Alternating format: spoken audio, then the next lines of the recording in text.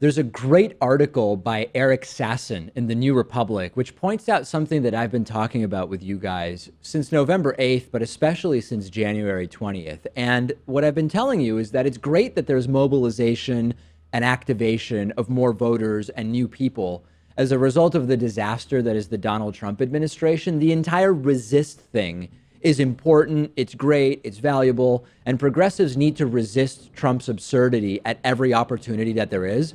But progressives, and especially from a sort of electoral perspective, House and Senate Democrats need to do more than just resist. They actually need a progressive platform to push and resist with. And Sasson points this out astutely in his article, where he says, quote, "Progressives have fallen into a familiar pattern early in Donald Trump's presidency. Wait for him to screw up, and then, depending on the severity of the offense, react with mockery or outrage. This applies to the trivial, as when Trump tweeted despite the negative press covfefe, and to the consequential, as when he withdrew the United States last week from the Paris Climate Agreement. Trump's disaster after disaster, embarrassment after embarrassment, scandal after scandal, it's created an environment for serious criticism from the left. But progressives and Democrats do need a plan to unify people around voting for something in 2018 and in 2020, not just against Trump. We know that just doing the we're against the incumbent thing isn't hugely effective. Look at George W. Bush's reelection in 2004. George W. Bush's approval rating in the last month or so before the 2004 election was as low as 47%.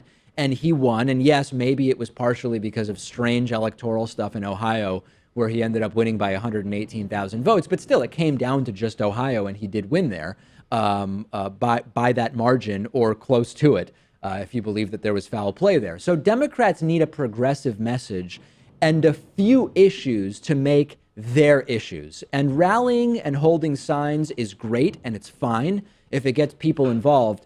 But it's not going to win elections, right? That's from the voters' point of view.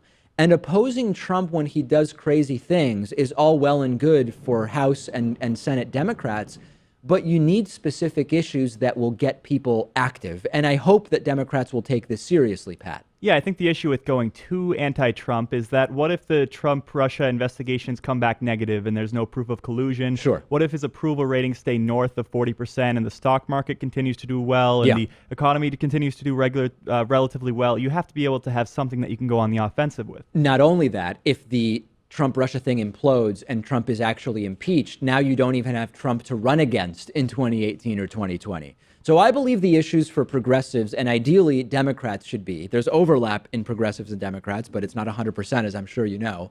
Healthcare, single most important issue to Americans, according to the most recent Gallup most important problem poll. Healthcare for all should be the message. Now, careful. When I say that, I don't necessarily mean single-payer government-run healthcare. That's what I would love. That's maybe too specific and a non-starter politically at this point. But healthcare for all, as in something for everyone, some basic level of care for everybody, 100% coverage that is affordable and that actually covers you. Okay. Number two, save the planet. Get away from global warming specifically and even go beyond climate change.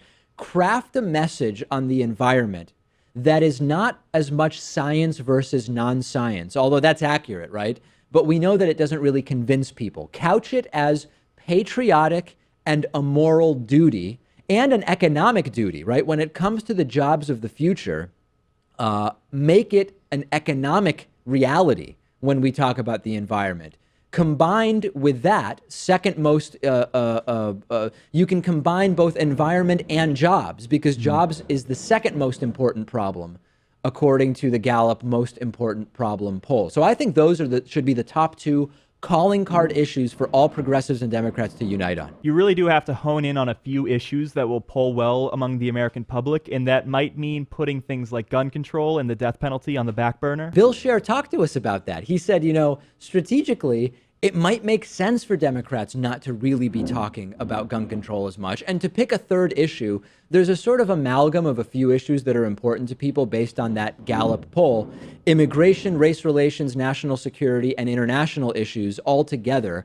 There needs to be a sort of united front on these issues from the left. It's more complex, but it can't be the brand of identity politics that I've criticized that doesn't work. It can't ignore the obvious problem of the impact of radical Islamic terror in the West, sort of in the model of Saudi Wahhabism and ISIS. Immigration, it can't be a xenophobic version of, quote, fixing immigration. It needs to make sense.